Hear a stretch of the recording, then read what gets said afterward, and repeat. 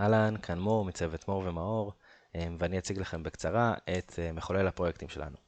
אז המטרה של מחולל הפרויקטים היא לסייע למדעני נתונים מתחילים בראשית דרכם בתחום של ניתוח נתונים. היא תעשה את זה בשתי דרכים. אחד, היא תעזור להם למצוא מסד נתונים שמתאים להם, גם בגודל וגם לפי מילות חיפוש שאותם הם ירצו. וגם היא תייצר עבורם מפת דרך שתעזור להם לא לשכוח שום שלב בפרויקט, וגם תיתן להם טיפים נחמדים לאורך הדרך שיעזרו להם בעצם בצעדים האלה. אז בואו נראה את זה. אז קודם כל, זה המסך הראשון שאותו יראה המשתמש. הוא יוכל לבחור את גודל המסד, למשל מדיום, והוא יוכל לבחור את מילות המפתח הרצויות לחיפוש מסד, למשל וידאו גיימס, כן? מאמינים שזה יהיה איזשהו נושא שמעניין אותו. משם המערכת שלנו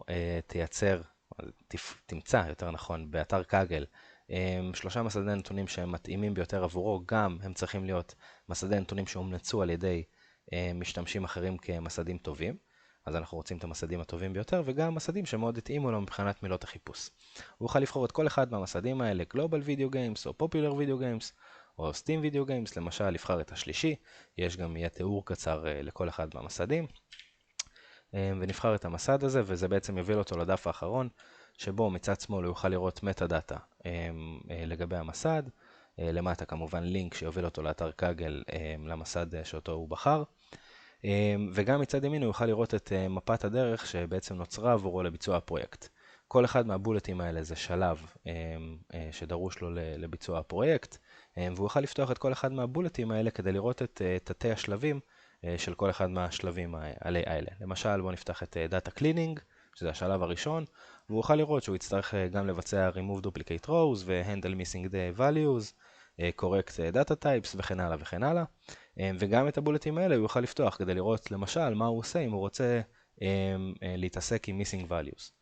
אז אם עכשיו הוא רוצה להתעסק עם Missing Values, הוא צריך לזהות אותם, ואז אחרי זה הוא צריך לבחור מה הוא עושה איתם. ולהלן האופציות כמובן, הוא יכול לבחור למחוק את השורה או למחוק את העמודה או למלא את הערכים החסרים בערכים אחרים. יופיע גם טיפ שיסביר לו מתי כדאי לעשות כל דבר. כאן הוא יצטרך בעצם להפעיל חשיבה, אבל אנחנו מנגישים לו את הידע הזה בצורה מרוכזת ובמקום אחד. זהו, זה כרגע המצב של הפרויקט. יכול להיות שבהמשך עוד נרצה גם להוסיף אפילו למשל ל-Identifying Missing Values, להסביר איך אנחנו עושים את זה, לחבר את זה לעוד עזרים חיצוניים או לא יודע, דוקומנטציה של פנדה ודברים כאלה, אבל זה כרגע הסיטואציה. וזהו, תודה רבה על ההקשבה.